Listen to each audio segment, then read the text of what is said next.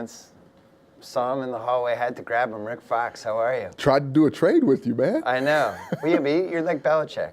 A little bit. It's only a trade if it's good for you. Yeah, but we're in a salary cap fantasy league together. Yep, and we're both in the middle of the pack. We're battling. We're in the middle, trying to get out. One of us should just agree to hand over the goods to the other, and then the next year maybe maybe do return a the favor. flip after the. All right, I'm for that. Thing. So you come to Boston, 91. Yeah. 91? 91, yeah. My senior in college, but I was coming back and going to all those Bird games. That was the last year. Oh man, that was a tough year. That was a tough year. You had a good team. We had a really decent team. Should have beaten Cleveland. We should have beaten Cleveland. I think we went to the game 7. I think we did. We lost to them in Cleveland in game 7. Larry's back just couldn't hold up. He was brilliant at times, just not consistently that year. And that was the last year of the Big Three. I'm looking on the wall, I can see it, man. It was a good memory. They were my veterans. I came in as a rookie, and I got to experience basketball and how it should be done from a professional standpoint. And I think it fueled my later success. So you come into that team, you have the Big Three. Then you have the young guys, you and D. Brown, Brian Shaw. That's right. And it was like this old school, new school thing. Those 2 Celtic years were really fun. The year before you got there and then that year. Yeah. And each year I felt like we could have made the finals. The Cleveland game, game 4, I think we're up like 4 or 5 or something. Yep. We score, Price goes coast to coast, gets fouled, and it like flipped the game. Great we memory, lost in man. overtime. That's a great memory. You just took me back. I'm haunted by that play. I'm getting chills right now because you throw yourself right back into the playoffs, and I was a rookie that year, and so I had every expectation that we were going to be in the finals because I was playing with Larry Bird in the Big Three, and that's what happens for the Celtics. And you mentioned those 2 years. D. Brown was coming up, Reggie Lewis. Wow, he was busting into his breakout. His stardom, his breakout, and then he passed away the year after. And it seemed like at that point everything slid downhill after that.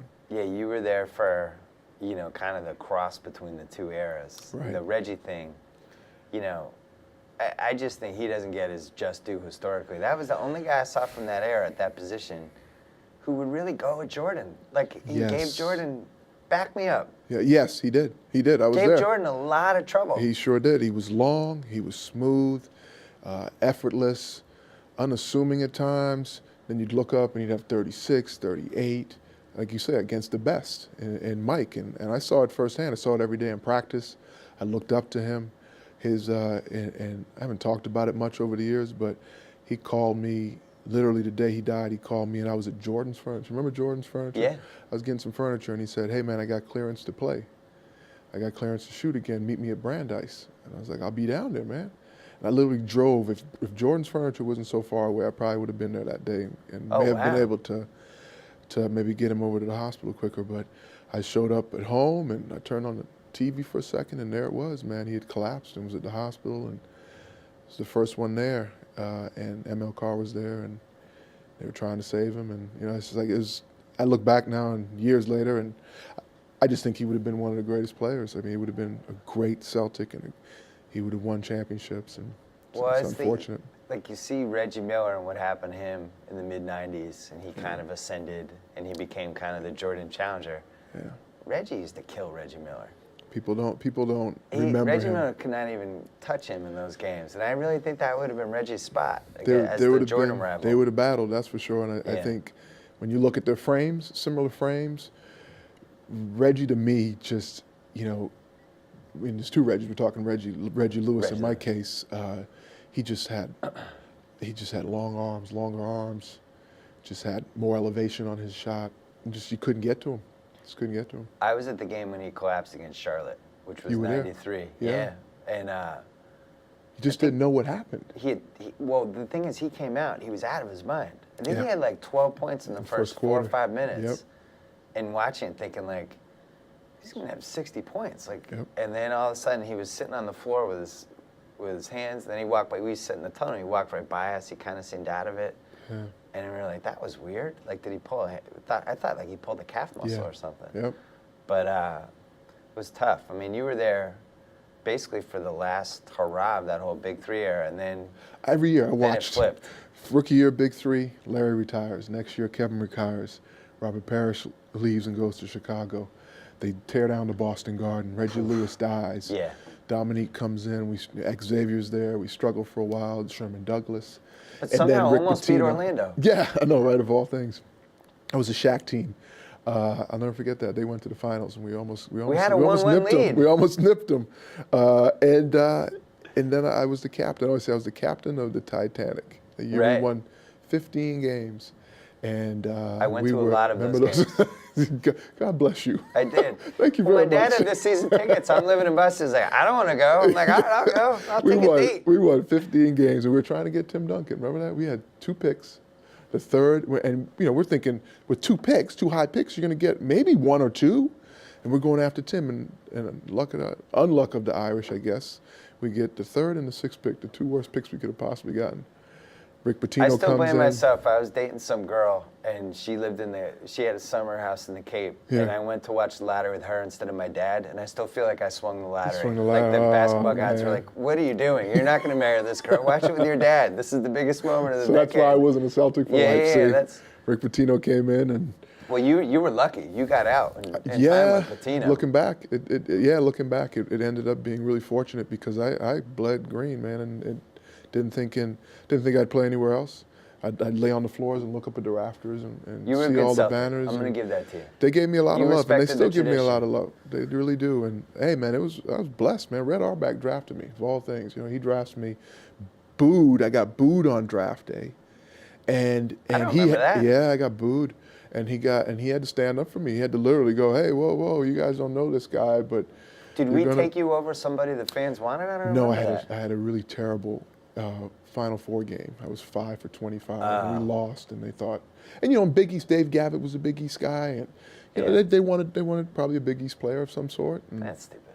Yeah, but it ended up, he stood up for me, man, and it ended up. Do you think we should do a Grantland oral history on that 15-win Celtic team? Because that was an unbelievable season. Oh my gosh, 9 guys went down and had surgery that year.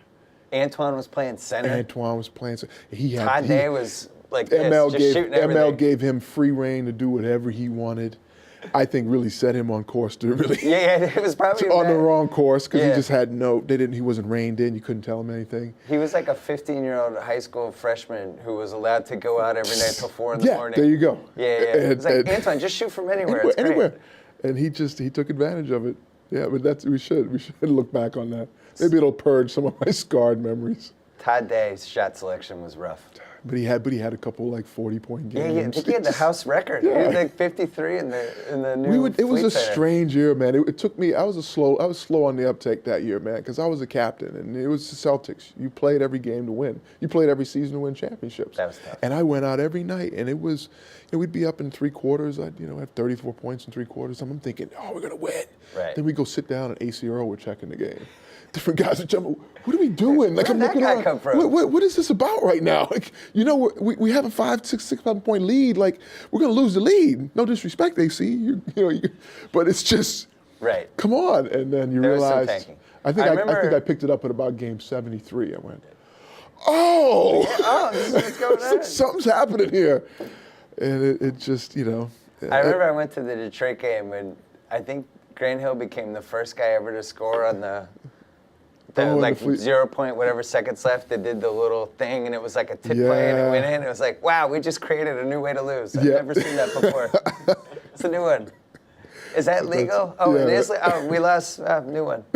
So then you go to the Lakers. I go to the Lakers, and the way I got there, oddly enough, was, and you mentioned Rick Pitino coming in. Rick came in, and I went and sat down because I was the captain, and he wanted to know what happened. Yeah. So you can't really explain what happened, Rick. I mean, we were really bad, and we had guys going in different directions, and we were trying to make it happen. But he said, look, well, you're the captain going forward, and I want you to be here. And then he traded you a minute later. Hold on. So we negotiated a contract. He'd gone out to L.A., met with Arm Tellem. We needed a big guy. We lost Tim Duncan. We didn't get the number 1 pick. So he signed Travis Knight, who was opposite Shaq. $20 million. Who had an amazing $21 million. Told him on Friday, don't keep this under wraps. I'm going to go back and sign Rick because I got to get him under contract before we bring you in. And we negotiated on the weekend. It was like a $33 million deal. And I literally woke up Monday morning to go get a haircut. I was on the way to get a haircut to do the press conference. My agent called and he said, hey, you just got renounced. Yeah. And once again, my slow on the uptake thing. I was like, what's that mean? What's renounced? I've never heard anybody. I've heard people get waived, but what does renounce mean? And he goes, yeah, you just lost all your bird rights. And so I had literally become a free agent, and I couldn't re-sign with the Celtics for 90 days. So Red Auerbach called me up and he said, hey, Rick, sorry about what happened. We really got caught in a pickle. We need a big man. We know we're gonna take care of you. We want you to wait 90 days, and we'll sign you as soon as we can, and we'll actually pay you more. And I was thinking, at that point, I was so crushed. I was like, I just was just hurt, you know. I was just thinking to myself, how do you just renounce me? Like I bleed green. Like I'm a Celtic. Like how did this happen? And so I was really upset with Patino, and I went and sat with him and. I wanted answers, man. I was like, and he was like, look, you know, I'm sorry we had to do this, but we want you to come back. I was like, I can't trust you. He's a used car salesman. I can't trust you, man. And he's like, Rick, we love you. Jerry West was called the next day, and I think I could only make $1 million that year, which is a lot of money, but I was not what I made what I could have made, and I went on the circuit, Knicks and Hawks and Lakers. I thought, you know what, I'm going to get as far away as I can, and Shaq was there, and you know, I was the mini GM and trying to figure, you know, I think Shaq's going to win some championships, man. That was probably a smart I'm going to go chase. assumption. I'm going to chase that, be a part of that team, and that's how I ended up a Laker. Patino was unbelievable. It's like we traded Chauncey after 50 games. And Chauncey goes on to be.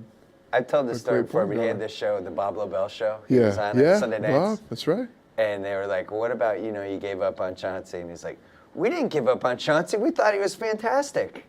And I'm sitting at home, I'm like, you just traded him after 50 games. You thought he was fantastic. That's a quick hook. But it was just, that was who he was. He's saying one thing and doing another thing. And after a while, you just realized he was just full of crap. It was just something that I'm grateful for now that it happened the way it happened. But I always still wish I would have gotten one in green. You know, I wish I would have won one in green. Why haven't you written? Have you written a book? Not yet. Why haven't you written a book about your Laker years? That could have been a 220-page bestseller. Yeah, well, I mean, you know, like Phil has written a couple of them. Shaq and Kobe have Phil written. just keeps writing the same book because there's still so much to tell. Yeah. And I keep reading them, going, "Oh, he left a lot out." Yeah. You know, it's like there's a lot to still tell.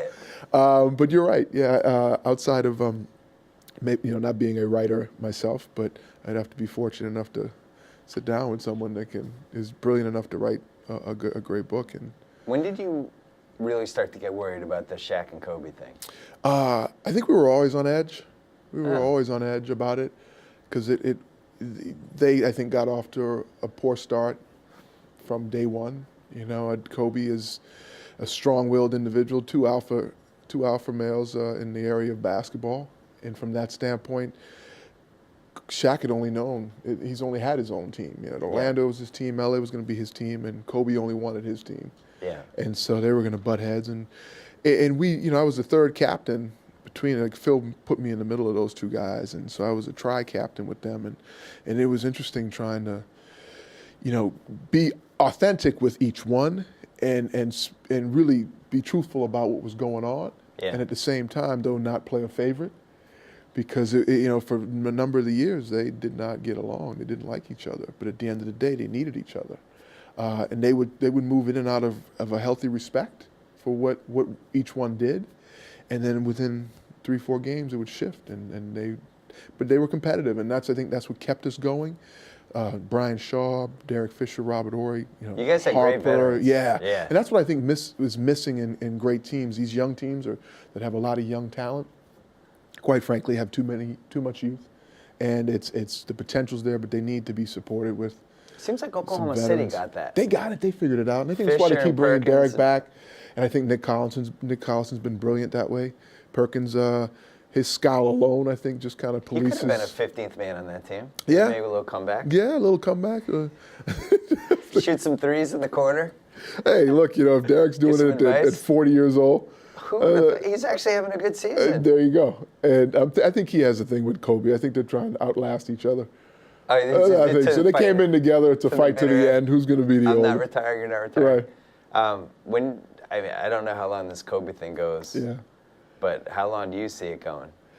I can't imagine him just saying, "I'm not good enough anymore. I should quit." Right. He'll be like a boxer, right? He'll just keep playing. I really think there's something left out there for him that he's still chasing. Now, The scoring record. no one wants, he'll never admit it. Other people don't believe he'll get there. I saw him 2 years ago and he told me he was leaving the game. I didn't believe him then. Yeah.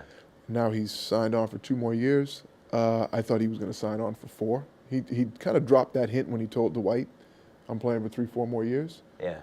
I still think he's playing for 3-4 more years. I do too. I think he'll pass Mike in scoring, but I think he still believes there's definitely a 6th championship out there for him. And I think it's going to maybe be harder for him to get that as a Laker, but I don't think he'll ever leave. So I think he'll try for another 4 years as a Laker.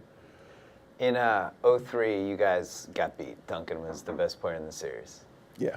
In 2004, you kind of left beat that title on the ourselves. table. We sure did. Karl Malone got hurt, but do you feel like that's a lost title? I don't want to diminish what Detroit did because I remember playing them in the middle of the season and commenting that I thought they were going to come out of the East. Yeah. I just thought they defended too well. Right. And they were holding teams under 70 for stretches of like 9 games, which just told me right there and then defense wins championships. And if they can hold that up in the playoffs, that they'd really be a force to reckon with. I just thought didn't respect them. We didn't respect them. We had Gary Payton. They could show up. We just thought we could show up. Shaq, Kobe, Gary Payton, Karl Malone. Karl Malone was hurt, but still, we were too arrogant. And Yeah. they jumped on us, and Kobe hits that game winner in the second game of that series, and we think, oh, we're 1-1, we'll go to Detroit and we'll grab 2 games. By the time they beat us down in that third game, as bad as they beat us, we were shell shocked, and then you could tell in the film room, we were going through the film and guys were just pointing fingers and then it just falls apart. It just House of the cards. wheels came off Yeah. so quickly, and at that point I thought Karl would at least try to play. Yeah. He was just like, "No, I'm good." And I thought, "Hey man, this is your last run. How you?" I'm going hunting. But he started hunting in game 4, man. I'm gonna go hunting Started right hunting now. in game 4. Rick Fox, come see us in our LA studio. We Yeah, should keep doing I'm this. an This LA is guy, fun. man. I can't believe we haven't done this yet. I appreciate you having me, man. Good stories. You were a good Celtic. Thank you, man. Be proud. Means a lot Wear the coming from green you. Proud, man. You policed the Celtic guard. It So was sad. It was sad that Thanks, it fell man. apart for everybody. Yeah. Anyway, we'll talk to you soon. all right, thank you.